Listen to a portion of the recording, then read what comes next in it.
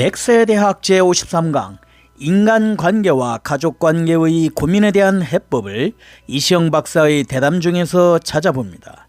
신중년 행복디자이너 이규철입니다. 첫째, 대부분 사람들에게 고통스러운 가족관계. 인간관계 중에서도 가족관계는 모든 사람에게 고통스러운 것 같아요.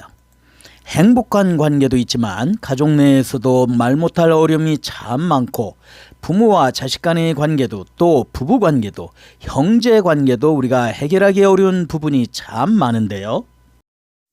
그렇습니다. 사람은 다르다는 겁니다. 내 마음은 이런데 쟤들은 왜 안 들을까? 마누라는 왜 안 들을까? 저 아이는 안 들을까? 이렇게 산다는 것이 정상입니다. 같을 수가 없거든요. 그러니까 부인도 마찬가지입니다. 평생을 함께 살아왔지만 생각이 다르잖아요. 우리는 어떤 틀을 딱 갖고 있습니다. 너는 내 아이이니까, 당신은 내 부인이니까 이러이러해야 된다고 하는 틀을 딱 갖고 있어요. 이것이 흔들리지가 않아요. 여기 내에 안 들어오면 불평불만이 생기는 거예요. 그러니까 이 틀을 선하게 갖고 있을 필요가 있어요. 그전에는 이 틀을 조금만 건드리면 날카롭게 덤비기도 하고 그랬지만, 중년의 나이가 되면서 둥글둥글해야 되는 것 아닌가요?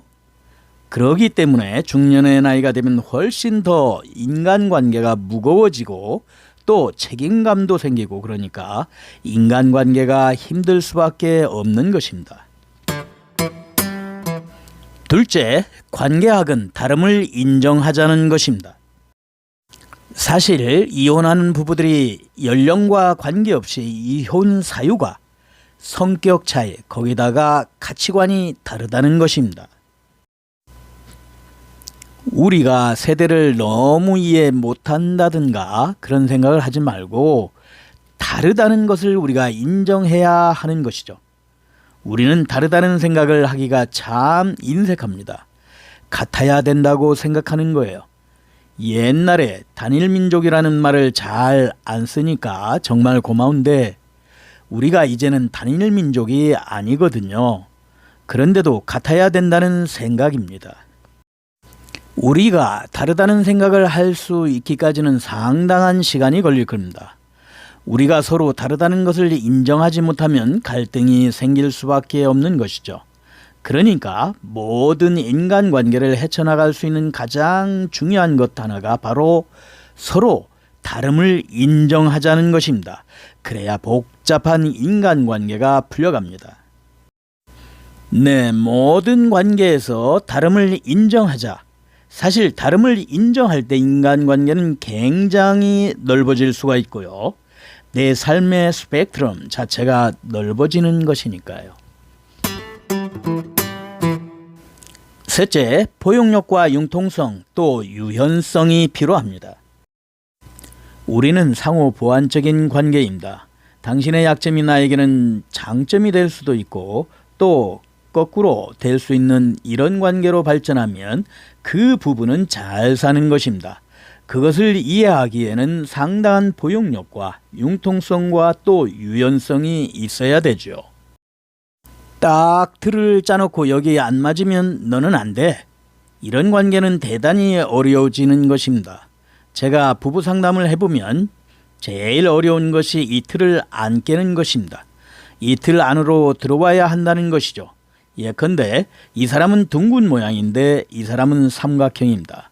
서로 이 안으로 들어오라고 하는데 안 들어오는 거예요. 갈등이 생기는 것이죠. 이제는 정말 우리가 가르친다, 설득을 시킨다 해서 되는 것이 아니거든요. 우리가 살면서 자기 스스로 터득해야 되는, 이것을 가르치려고 하면 문제가 생기고 말싸움이 됩니다.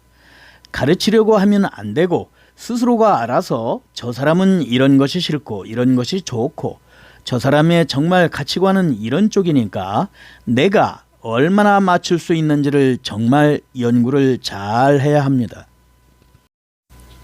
그런 숙제가 우리에게 있는 것입니다.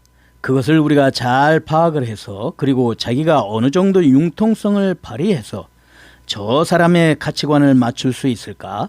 서로 다름을 인정할 때에 진정한 소통을 할 수 있고 그 다음 단계가 좋은 관계로 가는 것이지요.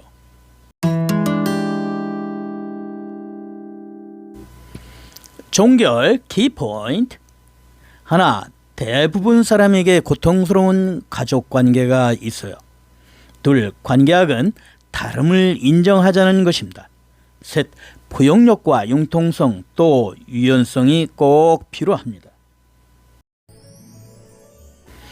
건강 100세 시대의 멋진 신중년, 100세대학 TV, 다음 행복 디자인 기대됩니다.